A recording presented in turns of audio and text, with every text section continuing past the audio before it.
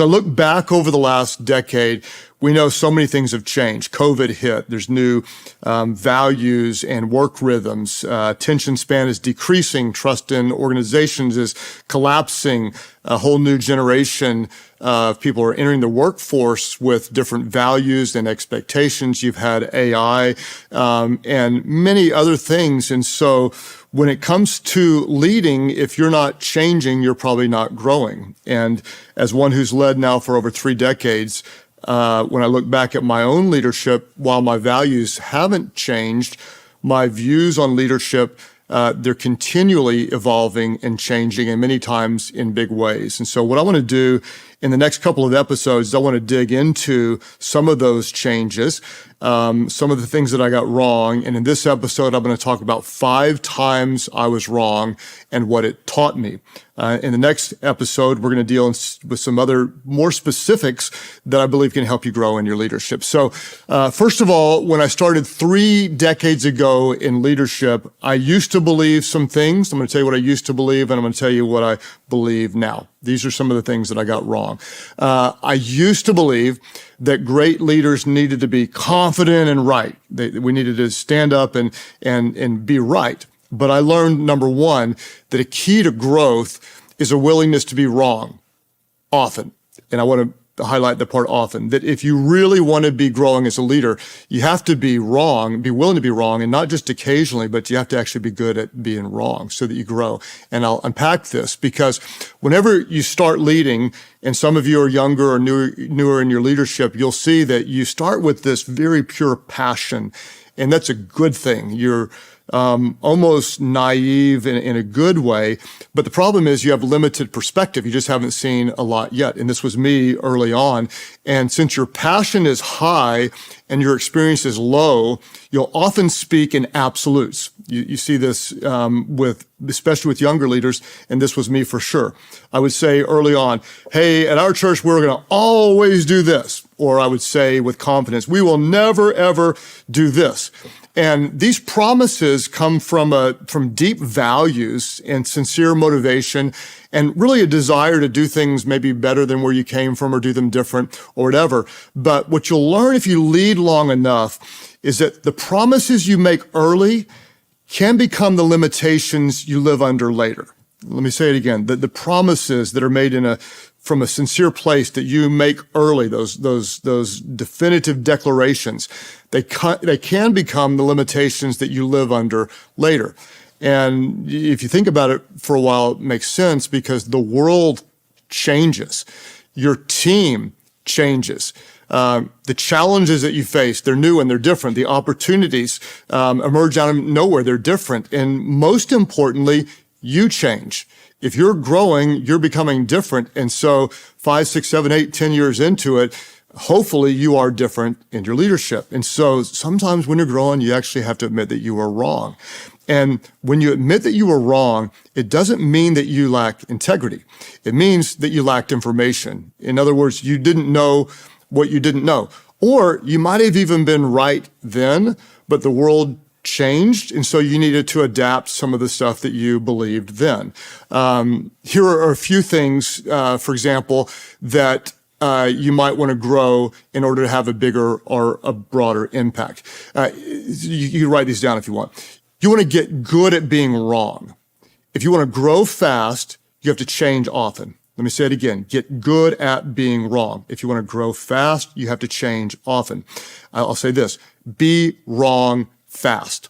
The longer you wait, the higher the cost. When you're wrong, admit it and move on. And this is super important. The place that you're most confident that you're right is often the place that you're most vulnerable to being wrong. I want to sit there for a moment. Wherever you say, oh, I'm sure about this, and they're all wrong, and they're a bunch of idiots, wherever you are that you dig your feet in the deepest may reveal the place where you lack perspective. Not always, but often. And so your goal as a leader, honestly, is not to be right, but your goal is to be better. And to be better, sometimes you have to be wrong. So the first lesson I learned is I don't need to be right. I actually need to be wrong often, and that's a mark of growing. The second thing that I used to believe is that the organization should always reflect the leader. If the organization is going to be strong, it's going to reflect a strong leader.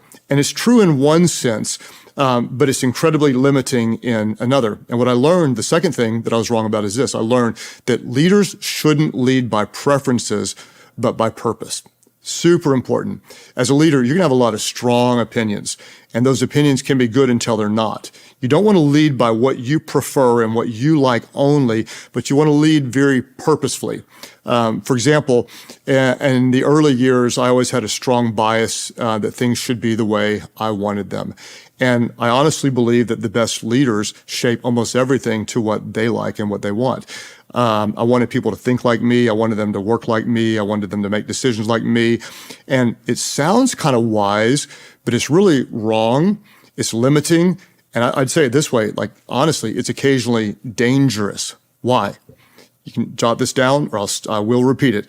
If everything has to match your preference, nothing will ever outgrow your leadership. Let me say it again. If everything has to match what you like, then nothing is ever going to outgrow you or your preferences. And that's why to really grow, to really increase your impact, to really broaden your reach, you must increase your tolerance for many things that are outside your preference. Let me say it again. You want to reach more people. You want to have a bigger team. You're going to have to get used to tolerating some things in your organization that you don't love or you don't prefer. And I'll just be real honest with you. Some of my team members that are in here behind the scenes, they will vouch for this. Some of the most effective things that we do organizationally and for our people, I would not choose them. And I could give you a list, but honestly, the list is pretty long. And so I'll just kind of keep it broad and tell you this. There are some styles that I wouldn't choose, which is probably a good thing. Because, in case you haven't noticed, I'm a 58-year-old grandpa, right? And so if I love everything about the look and the sound, the music, the lights, and the decoration and the branding, then we're probably in trouble because I'm not the typical person we're just trying to reach. I'll tell you this. There are different workflows of how people are most effective. I am incredibly biased toward early, but come in work, like, why aren't you here early like me? Some people are actually better working and more productive at other times of the day. There are different meeting rhythms. I prefer short, limited meetings, whereas other people really need to process things in different meetings. There are different leadership styles. I like to be direct, I like to be quick, but sometimes being much more patient, much more empathetic, much more intuitive in leadership can be so much better. So I'll say this, to have a broader impact, you need to have a broader perspective. If everyone thinks like you, works like you, then you actually hired a lot of unnecessary people. I don't want that to sound harsh, it's just true. What is your assignment? I'll be very specific. One of your assignments would be this. Get good at letting great people do things their way and not your way. Get good at letting them go, I wouldn't do it that way, but actually your way may be better. And again, I'm not talking about direction or mission or values, but I'm talking about non-essentials, style and approach and methods. And the hard truth that you have to face is this. If you limit strong leaders, you'll lose strong leaders. If everything has to be your way, they're not going to stay forever. So when you're leading, you want to think purpose over preferences. It doesn't have to be your way. If nothing rubs you the wrong way, if every decision feels safe and comfortable, it's something you like, here's your problem. You're building what you like, and I promise you, what you like will limit the impact. Get good at letting great people do things their way, and you will have an organization that reaches more people or does more good. I'm not always right. You won't be either. Discover it, admit it quickly. I'll give you a third thing. Whenever I first started leading, I thought that everyone should perform at the level I expect of myself. Like, these are my standards and you better hit those standards as well. But I learned that I was actually wrong. Number 3 thing I learned was this, that my standards can be high, but my expectations must be fair. Say it again. You can hold yourself to the highest level of standards and expectations, but when it comes to leading people that are not like you, not in the same stage of life you are, you have to be fair in what you expect of others. And I'll be honest with you and tell you, this one took me a little bit of time to learn, because I always push hard, and so I thought to myself, like, hey, if I push with intensity, then everybody else should push as hard as I'm pushing. And that sounds kind of noble and fair at first, but it's really not fair. And it's not possible for a lot of people, because the truth is that even the best team member, they can care a lot. I mean, they can care about their area, but they will never carry the same weight that you carry. They just won't. They won't by nature, because they don't know what you know. They don't see what you see. And if they don't know what you know and don't see what you see, then how can they think about what you think about? How can they care like you? They simply can't, just by design. And so we have a team of amazing people with really strong work ethics that really do care a lot, and they're going to push hard. And I'm grateful for all that they do. But it's not fair to expect them to run at the same pace that I run at. It's simply not fair. For one thing, I've got support that they don't have. Like, I've got a whole team of people that do things for me, that give me the margin to push exceptionally hard. And you can have great people around you, but they don't have the support that you have. Or you may have really capable people around you, but they don't have the same capacity that you have. Where you are is different than where you were 5 years ago. So you may have grown into a place of being able to focus better or work longer, and they haven't grown to that place yet. Or they might be able to carry the same emotional load that you can, but they're in an entirely different season of life. And so you think about it, like, my kids are grown, and I'm an empty nester. And so, of course, I can work hard. And so you got different people at different stages in life, and you have to recognize that. You can have really high standards for yourself, but be fair to them. You might have a Gen Z rookie worker, first real job. And so they've got more time maybe to devote, but perhaps less resilience. You get someone else who's a single parent, and they got a lot of resilience, but man, they don't have any time. They're raising kids and maybe working 2 jobs. And so you don't want to try to get people to be like you. What you want to do is you want to help them become their best in the season that they're in. So important, because you're going to care and you're going to push yourself, but don't push them to your standards. Keep your standards high for yourself, but be fair. And what I've learned is it's possible to have really world-class standards for yourself and to still be fair with what you expect from the team that you love. And here's the truth is you are not lowering the bar.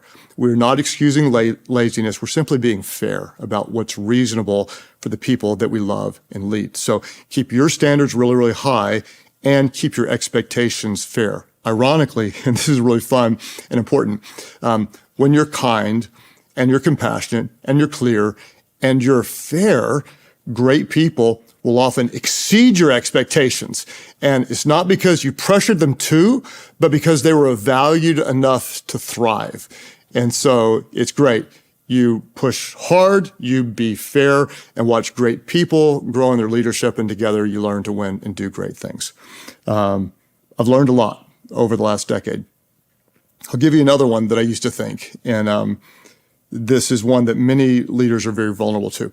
I used to think that more options meant more opportunities. The more successful we are, the more we can do, the more opportunities we have, the better it's going to be. And I've learned number 4 is this, that success creates options, options create distractions, and distractions diminish success. Let me say it again. I want you to hear this and feel it.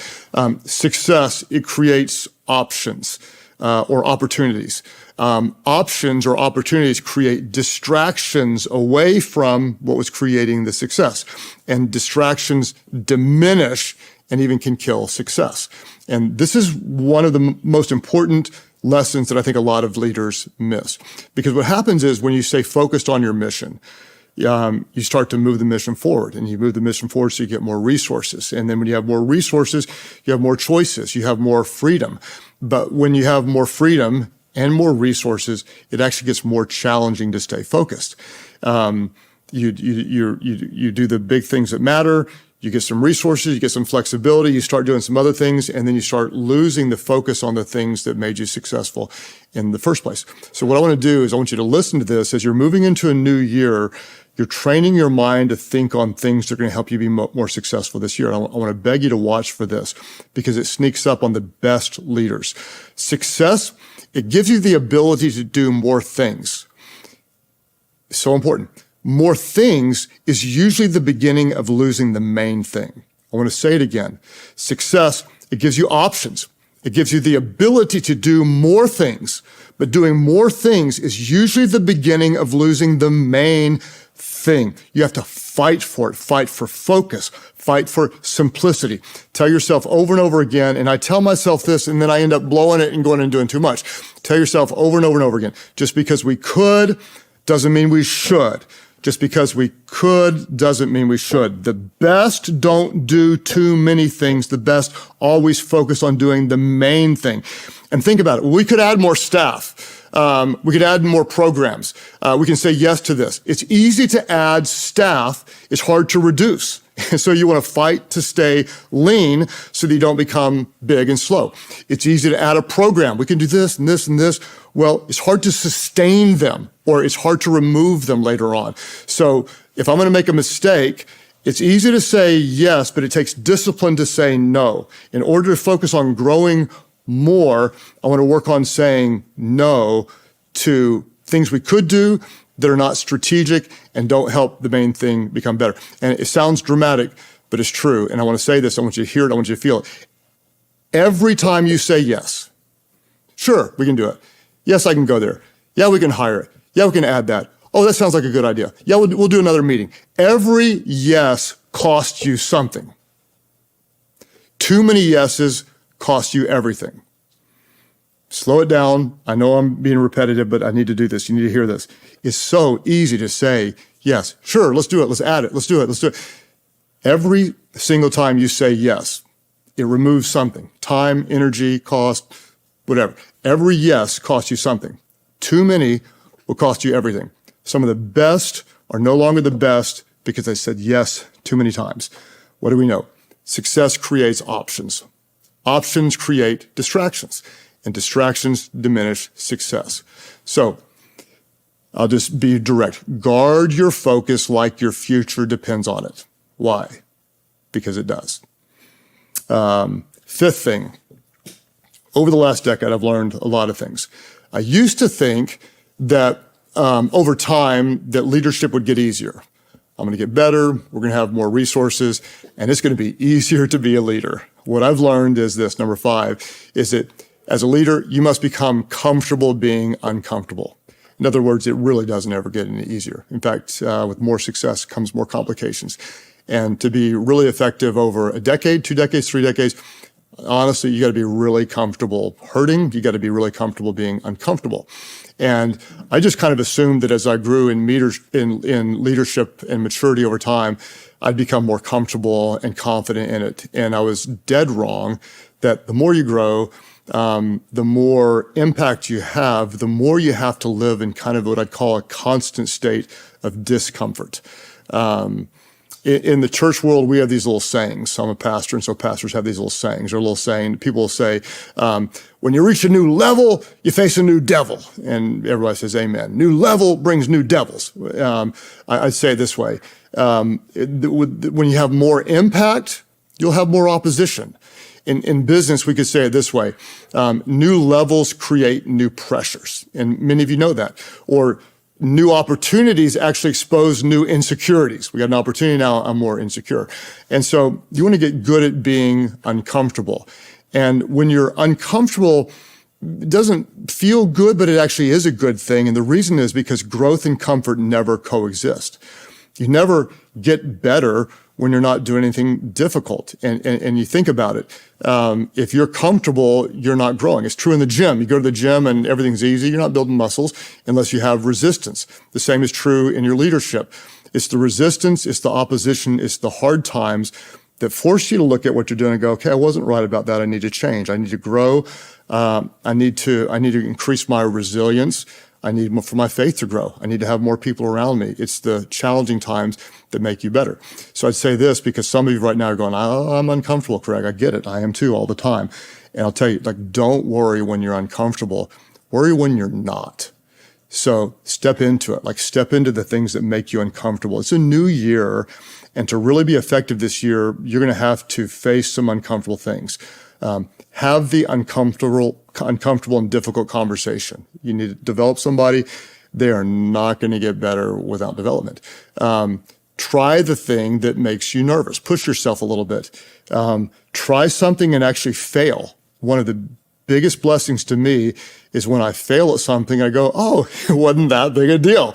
It didn't kill me. And then it gives you permission to push yourself in faith in other ways. And I'll say to some of you right now, as you're moving into a new year, if you want to max out and honor God and be your best, I promise you, you have to be uncomfortable. And I'll say this, the difference for some of you between where you are and where you could be is the discomfort that you're unwilling to endure. You have to face it, step into it. So we've covered a lot of ground, and it's been 10 years. We celebrate what God has done in 10 years. I'm going to give you some reflection questions.